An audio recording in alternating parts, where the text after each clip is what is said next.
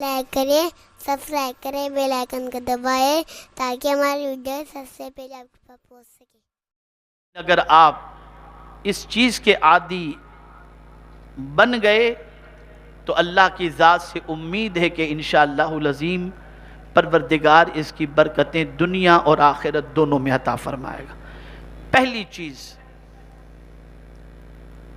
استغفار کی کثرت، اٹھتے بیٹھتے چلتے پھرتے استغفر اللہ استغفر اللہ استغفر اللہ استغفر اللہ، وضو بے وضو استغفر اللہ استغفر اللہ استغفر اللہ، یہ پڑھتے رہو۔ اس کا فائدہ کیا ہے؟ تو حضور صلی اللہ علیہ وسلم نے ارشاد فرمایا، من لزم الاستغفار، جو استغفار کو لازم پکڑ لے اللہ اس کے کام کو آسان کر دیتا ہے، اس کی مصیبت کو دور کر دیتا ہے، اور ایسی جگہ سے روزی عطا فرماتا ہے جہاں اس کا گمان بھی نہیں پہنچتا۔ اور میں سمجھتا ہوں بہت سارے کام اٹکے ہوئے ہیں، اسے پڑھ لو، دامن پر گناہوں کے دھبے لگے ہیں، اسے پڑھ لو، اور پروردگار کی بارگاہ سے امید ہے کہ اس کو پڑھنے کے عوض کے اندر غیب سے روزی بھی عطا فرمائے گا۔ دوسری جو سب سے بڑی غلطی حضور کی تعلیمات پر عمل نہ کر کے ہوئی ہے، جس کا نقصان آج پوری دنیا کا مسلمان بھگت رہا ہے، ایک حدیث کو ذہن سے اوجھل کر دینا یا ذہن سے نکال دینا، جس کی وجہ سے وہ کیا ہے؟ تو آقا کریم رؤوف الرحیم علیہ التحیۃ والتسلیم نے ارشاد فرمایا کہ مرنے والا جب مر جاتا ہے تو اس کے اعمال منقطع ہو جاتے ہیں سوائے تین چیزوں کے۔ نمبر ایک صدقہ جاریہ، نمبر دو وہ علم جس سے لوگ نفع اٹھائیں، اور نمبر تین نیک اولاد۔ حضور صلی اللہ تعالی علیہ وسلم اپنی امت کو سوشل ایکٹیویٹیز، ایجوکیشن اور آنے والی نسلوں کے اندر صالحیت کو پہنچانے کے لیے سرکار نے کتنا مضبوط دستور عطا فرمایا کہ مرنے والا مرنے سے پہلے یہ تین کام کر کے مرے، یعنی کوئی صدقہ جاریہ کا کنواں کھدوا دیا، مسافر خانہ بنا دیا، کہیں پانی کے نل لگوا دیے، کہیں درخت لگا دیا، یہ صدقہ جاریہ کا کام کرے۔ مرنے والا مرنے سے پہلے اگر یہ کام کر کے مرتا ہے تو مر جائے گا، تو نیک کام بعد میں مرنے کے کوئی بھی کام وہ نہیں کر سکے گا، لیکن مر کر کے قبر میں آرام کر رہا ہوگا، اور اس کے صدقہ جاریہ سے جو بھی فائدہ اٹھاتے ہوں گے اس کا ثواب اللہ اسے قبر میں عطا فرمائے گا۔ مسلمانوں، جب ہم نے یہ کام نہ کیا تو آج نہ مسافر خانے ہمارے بچے اگر کسی شہر میں پڑھنے جاتے ہیں تو بیچارے کسی اور کی ہاسٹل میں رہتے ہیں، کہیں ہوٹل میں رہتے ہیں، کہیں کرائے کا مکان لے کر کے رہتے ہیں۔ اگر ہم نے ہر شہر میں کئی مسافر خانے بنا دیے ہوتے تو تجارت کے لیے جانے والوں کے ساتھ ساتھ پڑھنے جانے والے بچوں کے جانے والوں کے لیے بھی یہ سارا انتظام ہوتا، اور پھر نسلوں تک یہ سلسلہ جاری و ساری رہتا، اور جب تک بچہ پڑھ کر کے فائدہ حاصل کرتا یا قیام کرنے والا وہاں قیام کر کے راحت محسوس کرتا، سب کو بنانے والے کو اللہ ثواب عطا فرماتا۔ لیکن ہم نے یہ کوئی کام نہیں کیا، ہم تو یہ سوچیں کہ زمین میں ہی سارا فائدہ اٹھا لو، زمین کے اوپر کے لیے کرو، سارا کام یہیں کے لیے، مرنے کے بعد کے لیے کچھ بھی نہیں۔ آپ نے اگر ہاسپٹل بنوا لیے ہوتے، مریض وہاں پہنچتے، ان کا علاج ہوتا، ثواب ملتا، لیکن یہ جو کام کرنے کے تھے سوشل ایکٹیویٹیز کی، زندگی بخیر رہی۔ تو کبھی میں آپ کو بتاؤں گا کہ قرآن اور حدیث کی روشنی کے اندر سوشل ایکٹیویٹیز، یہ جو فلاحی کام جو ہوتے ہیں، اس کی اہمیت کیا ہے، تو آپ کو پتہ چلے گا کہ سماجی بہبود کا کام قرآن و حدیث میں کتنی اہمیت رکھتا ہے، اور صحابہ اس سلسلے میں کتنے چاق و چوبند تھے، لیکن ہم فراموش کر گئے۔ ہم نے تو مغرب کی صرف ایک چیز تھوڑی قبول کی ہے، ساری مغرب کی برائیاں ہم نے قبول کر لی۔ مغرب کی برائیوں میں ایک برائی یہ بھی ہے، خود غرض بن جانا، سیلفش بن جانا، صرف اپنی فکر کرنا۔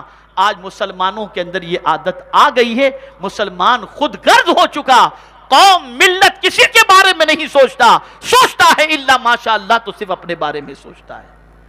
تو مرنے سے پہلے کوشش کرو، کچھ نہیں کر سکتے ایک درخت ہی لگا دو، کچھ نہیں کر سکتے کہیں سبیل ہی لگا دو، کچھ اچھا کام کر جاؤ، کوئی صدقہ جاریہ کا کام کر جاؤ۔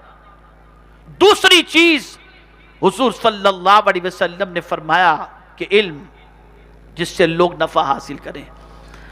آپ میں کا ہر شخص اپنے کاندھے پر یہ ذمہ داری لے لے کہ میں کچھ بچوں کی تعلیم، کچھ بچوں کے ایجوکیشن، اور جہاں جہاں ایجوکیشن کے لیے جو ضرورت ہوگی میں اپنے پاکیزہ سرمائے میں وہاں خرچ کروں گا۔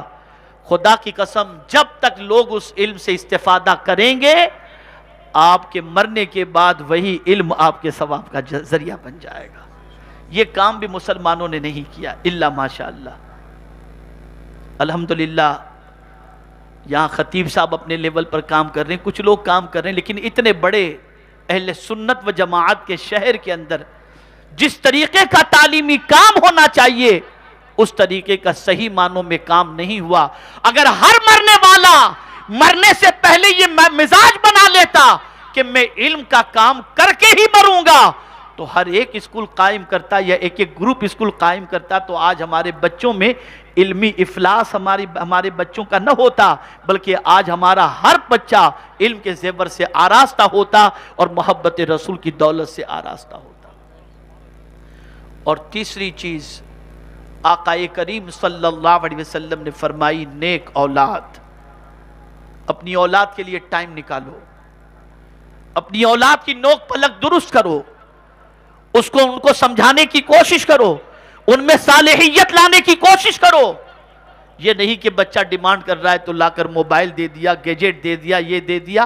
بچوں کی جائز تمنائیں ضرور پوری کرو، لیکن بچے کو صالح بناؤ، اس لیے کہ بچہ اگر نیک ہوگا تو جب تک نیکیاں کرتا رہے گا، مرنے والا مرے گا تو اس کی نیکیوں کا ثواب اللہ اس مرنے والے کو بھی عطا فرمائے گا۔ ہم نے اس کام کی طرف بھی توجہ نہیں دی، ہم نے کیا سوچا؟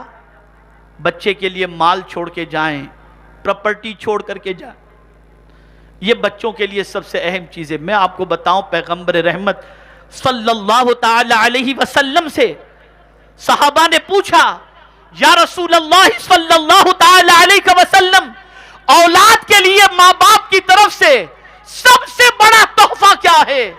تو پیغمبر اعظم صلی اللہ علیہ وسلم نے فرمایا، اچھے اخلاق۔ اگر کسی باپ نے یا ماں نے اپنے بچے کو اچھے اخلاق کی تعلیم دے دی تو گویا اپنے بچے کو اس نے سب سے بڑا تحفہ دے دیا۔ اب یہ بچہ اس ماں باپ کے لیے نجات کا ذریعہ بن جائے گا۔ تو 4 چیزیں ہو گئیں۔ ایک حدیث میں یہ 3 چیزوں کا ذکر، صدقہ جاریہ، علم جس سے لوگ نفع اٹھائیں، نیک اولاد، اور پہلی چیز استغفار، اور 5ویں سب سے اہم چیز نماز کی پابندی۔ تو آپ سب جانتے ہو کرنا ہی ہے، میں کہوں یا نہ کہوں، جن پر فرض ہے ان کو نماز پڑھنا ہے۔ 5ویں چیز، اگر آپ اور ہم یہ چاہتے ہیں کہ اللہ کی رحمت ہم پر متوجہ ہو جائے، ہے ابھی بھی رحمت اس کی نہ ہوتی تو ایک سانس نہ لے سکتے، لیکن ہم چاہتے ہیں کہ اس کو جو ہم نے گناہوں سے ناراض کیا ہے اس کو راضی کر لیں، تو بس آج سے یہ عہد کر لو، یہ کوشش کرو، عہد کرو کہ انشاءاللہ العظیم چھوٹے بڑے جتنے بھی گناہ ہیں، ہر گناہ سے ہم خود کو انشاءاللہ بچانے کی کوشش کریں گے۔ ادھر گناہ سے بچنے کی کوشش کریں گے، ادھر مولا کی رحمت کو پیار آ جائے گا، اور پروردگار جل جلالہ اس گناہ سے بچنے والے بندے کے لیے مصیبت سے نکلنے کے راستے پیدا فرما دے گا، اور پھر وہ بندہ مصیبتوں سے نکل کر راحت کی زندگی کی طرف بڑھے گا۔ میرے پیارے آقا صلی اللہ تعالی علیہ وسلم کے پیارے دیوانوں، یاد رکھیں انسان وزن کے اعتبار سے، بدن میں خون کے اعتبار سے، یا ہڈیوں کے اعتبار سے، یا مسل کے اعتبار سے بندہ طاقتور یا کمزور نہیں ہوتا۔ سن لو اور کان کھول کر کے سن لو، گناہ کی وجہ سے انسان بزدل بن جاتا ہے اور نیکیوں کی وجہ سے انسان طاقتور بن جاتا ہے۔ اولیاء اس لیے طاقتور تھے کہ وہ گناہ سے بچتے تھے اور نیکیوں کے دامن کو انہوں نے تھامے رکھا تھا۔ آج ضرورت اس امر کی ہے کہ ہم نیکیوں کے دامن کو تھامیں اور کثرت سے گناہ سے بچیں۔ اگر نیکی کم سے کم کر سکتے ہوں تب بھی کوئی پرابلم کی بات نہیں، لیکن گناہ سے زیادہ بچیں۔ مجھے ایک بزرگ کی روایت یاد آتی ہے، اللہ اکبر، ارشاد فرماتے ہیں کسی شخص نے کہا کہ حضور میں تو رات کو بڑے مزے سے سوتا ہوں اور دن میں اپنی زندگی گزارتا ہوں۔ فرماتے ہیں ہاں تو اس تہجد گزار سے بہتر ہے جو تہجد بھی رات کو پڑھتا ہو اور دن میں گناہ بھی کرتا ہو۔ تیرا معاملہ یہ ہے کہ تو رات کو مزے سے سوتا ہے اور دن میں گناہوں سے بچتا ہے، تو تیرا گناہوں سے بچنا یہ تہجد گزار سے بھی بہتر ہے اور افضل ہے۔ تو نماز بھی پڑھیں اور گناہ بھی کریں، تہجد بھی پڑھیں اور گناہ بھی کریں، یہ ساری چیزیں کوئی فائدہ عطا نہیں کرتی، ان سے کوئی خاص فائدہ میسر نہیں ہوتا۔ ہمیں چاہیے کہ ہم کثرت سے گناہوں سے بچیں اور رب کو منانے کی کوشش کریں۔ رات کی تنہائی کے اندر اپنے رب کی بارگاہ میں گریہ وزاری کریں، اپنے رب سے آج تک جو کچھ بھی ہم نے اپنے رب کی نافرمانیاں کی ہیں، اپنے رب کی بارگاہ میں سچے دل سے توبہ و استغفار کر کے اپنے رب کو منانے کی کوشش کریں۔ آپ سن لو اور اچھی طرح سے ذہن میں بٹھا لو، خدا کی قسم انسان کو منانا مشکل تو ہو سکتا ہے، رب کو منانا مشکل نہیں ہے۔ بہت آسانی سے میرا رب مان جاتا ہے، اس کو منانا بہت آسان ہے۔ اس لیے ہر روٹھے ہوئے کو منانے کی کوشش کی گئی اور کر رہا ہے انسان۔ اب آج سے رب کو منانے کی کوشش کرو۔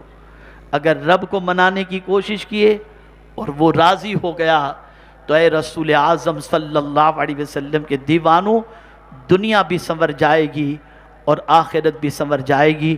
میں امید کرتا ہوں آج کے اس اجتماع کے شرکاء سے اور ناظرین سے کہ انشاءاللہ قرآن مقدس کی روشنی میں اپنی زندگی کو ہم گزارنے کی کوشش کریں گے، احادیث نبویہ صلی اللہ علیہ وسلم پر عمل کرتے ہوئے ہم اپنی زندگی کے سفر کو آگے بڑھائیں گے۔